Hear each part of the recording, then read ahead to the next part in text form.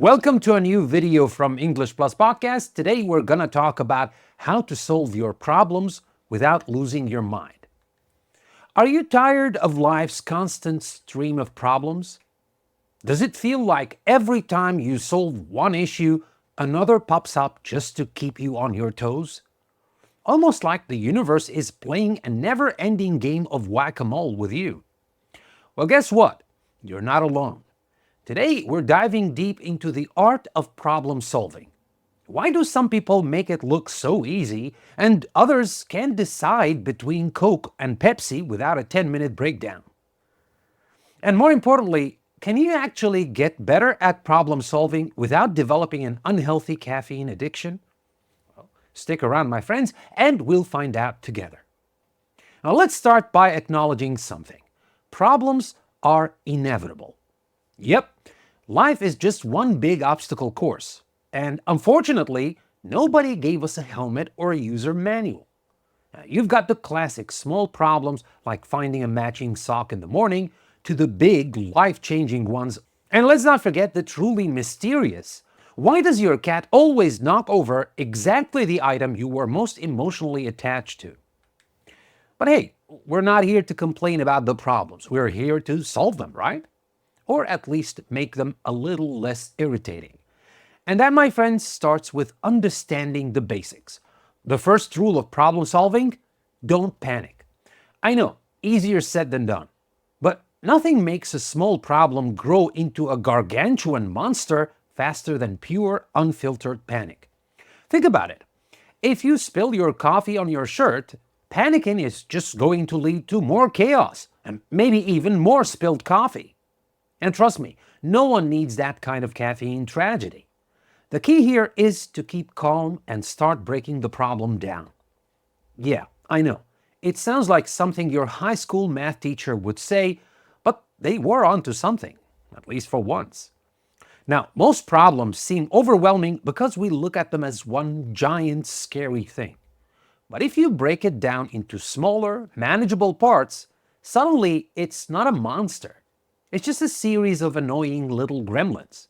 And gremlins, as we know, are much easier to handle. Just don't feed them after midnight, especially your anxieties. And now for step 2, analyze the problem. Now, I know this sounds boring, but hear me out. How many times have you misidentified the problem and ended up solving something entirely different? It's like when you think your internet's down, but it turns out your cat disconnected the router because maybe it's jealous of your Netflix time. Trust me, folks, if you're trying to fix a router problem by rewatching The Office for the 11th time, it's not going to work. You need to figure out what the actual problem is before you can solve it. Cats and routers included. And the next step is to come up with solutions. Now, once you've analyzed the problem, it's time to move to step 3, come up with solutions. Notice I said solutions, plural. That's because there's rarely just one right answer. Life isn't like math where there's just one correct number to aim for. Life is more like an open-ended essay question, the kind where your answer depends on how much caffeine you've consumed and how late you stayed up last night. Don't be afraid to brainstorm some wild ideas. If you're trying to unclog a sink, who knows? Maybe putting on a dramatic opera performance for the drain will convince it to loosen up. Okay, probably not, but hey, sometimes the wild ideas lead to creative breakthroughs. Or at the very least, a good story to tell. And then don't forget to ask for help. If you hit a wall, and you will, because we all do, don't be ashamed to ask for help. There's no shame in it. I mean, nobody expects you to be some kind of Swiss Army knife of human beings capable of fixing every possible problem alone. We all have our limits. I mean, even Batman has Alfred, and if Batman needs help, you definitely do too. We all do, actually.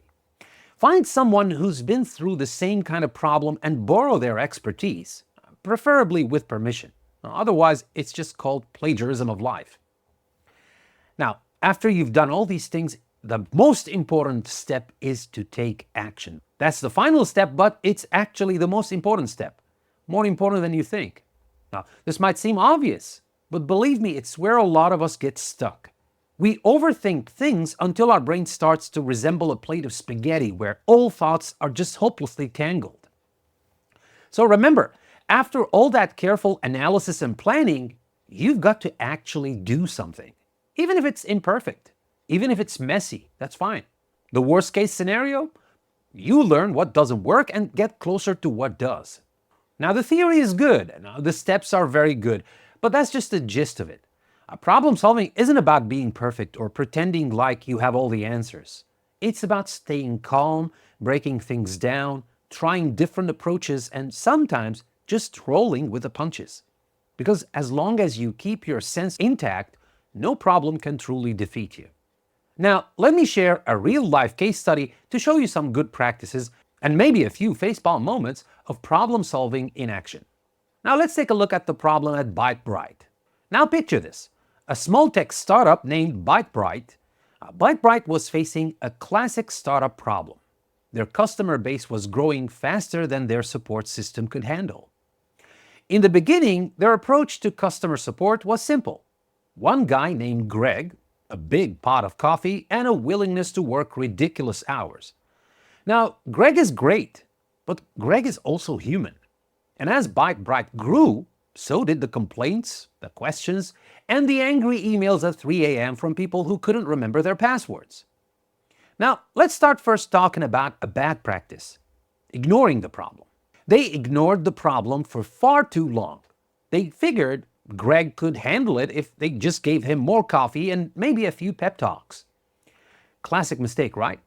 They misidentified the problem as Greg needs more support, when in reality, the issue was that their customer service system was unsustainable.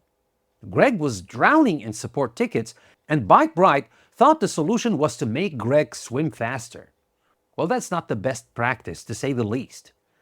Now, let's talk about a good practice. Now, finally, Greg threatened to quit unless they did something. A textbook example of a problem forcing its own solution. Well, that's when ByteBright shifted gears, and here comes the good practice. They took a step back, analyzed the problem properly, and realized they didn't need to clone Greg. Though, let's be honest, that would make a great sci-fi episode. But that's not the solution. What they needed was a scalable solution. They broke the problem down. Too many tickets, not enough support staff, no system for prioritizing urgent issues. The team brainstormed multiple solutions. They considered hiring more Gregs, automating part of the support process, and even creating a self-help FAQ page. They decided on a combination. They hired a couple of new support reps, because human interaction still matters, even if some people say it doesn't, and they implemented a chatbot to handle the basic repetitive inquiries. They also created a help center full of articles to handle common questions. Was it perfect? No. Did it help? Absolutely. So what lessons can we learn from ByteBright's situation? The good practice here was that ByteBright didn't just throw one solution at the wall and hope it stuck. They looked at multiple angles, broke the problem into manageable pieces, and tested different ideas. And perhaps most importantly, they realized the solution wasn't just about working harder. It was about working smarter. Poor Greg could finally take a day off without worrying that the company would spontaneously combust. So, what can we learn from ByteBright? Well, first, don't ignore the warning signs. If you're feeling overwhelmed, don't wait until you're ready to quit before you address the problem. Second, make sure you're actually solving the right problem. And third, remember that there are often multiple solutions, and sometimes the best approach is a combination of those.